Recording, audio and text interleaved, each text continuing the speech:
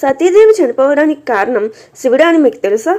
ఒకరోజు సతీదేవి, స్వామి, మీరు దేవుళ్ళకి రాక్షసులకి దేవుడు కదా, మరి మీరు రోజు ధ్యానం చేస్తూ ఎవరిని పూజిస్తున్నారు అని అడుగుగా శివుడు నవ్వుతూ, నేను ప్రతిక్షణం నా ప్రభువు అయిన రాముడిని పూజిస్తూ ఉంటాను అని చెప్తాడు. సతీదేవి, ఈ రాముడు ఎవరు అని అడుగుతుంది.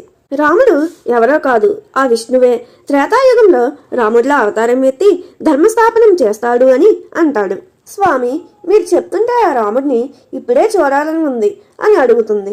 మహాదేవుడు తన దివ్యశక్తిని ఉపయోగించి రాముడిని సతీదేవికి చూపిస్తాడు. కానీ సతీదేవి రాముడిని చూసి, ఇతను మనిషిలాగా ఉన్నాడు కదా, ఇతను నిజంగా దేవుడేనా అని పరీక్షించడానికి శివుడికి చెప్పకుండా సీతాదేవిలాగా రూపం మార్చుకుని రాముడి ముందుకు వెళ్తుంది. రాముడు ఆమెను చూడగానే సతీదేవికి నమస్కారం అని అంటాడు. సతీదేవి ఆశ్చర్యపోతుంది.